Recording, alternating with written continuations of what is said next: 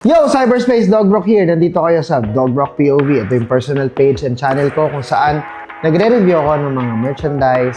Ito yung parang mini merch library pero dahil hindi naman siya full collection, dito na lang natin siya ilalabas.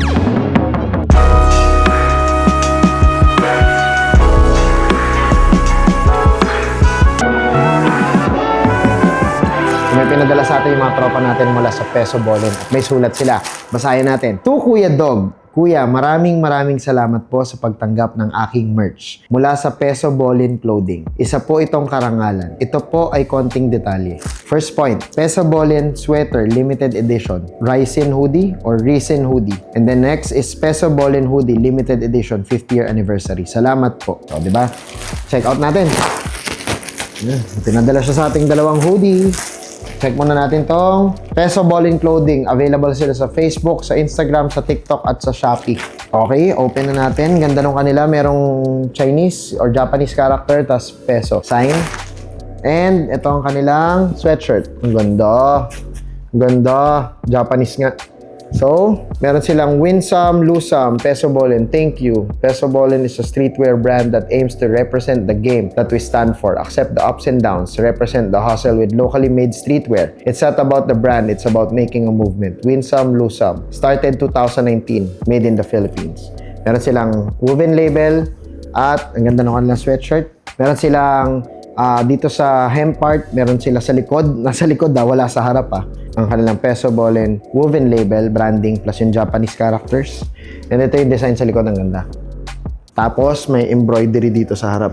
Puro Peso Ballin yung ibig sabihin yan, or Ryzen, or kung ano man. But yeah, I like this. So there's a samurai with the two katana. Merong isang Japanese temple or tore. Tapos yun, yung parang red is may mga Japanese styling. That's one. So, ang kanilang 50th year anniversary, win some, lose some. Again, Facebook, TikTok, Instagram, at Shopee, Peso Ballin Clothing. So, that's Peso Ballin, B-A-L-L-I-N. Ballin. Parang Paul and Ballin. Shoutout sa'yo, Paul. So, ito, black hoodie lang siya. Walang print sa likod.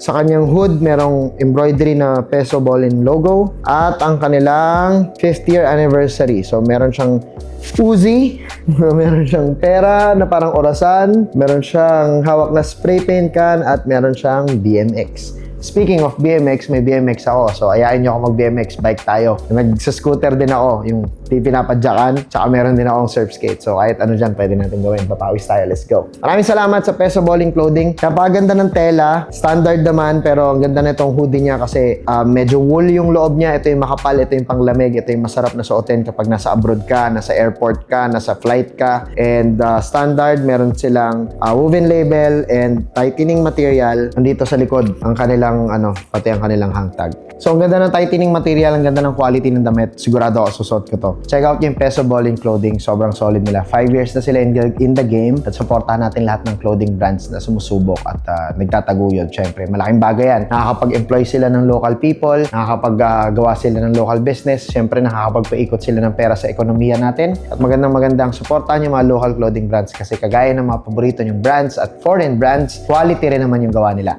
So, kung gusto nyo ng more pa nito, huwag nyo kalimutan mag-subscribe, mag-follow. Nagre-review ako ng mga brands, nag-unbox ako ng mga brands. Padala lang kayo, size 8.5, size 32, XL, kahit ano sa ulo. Keep on winning.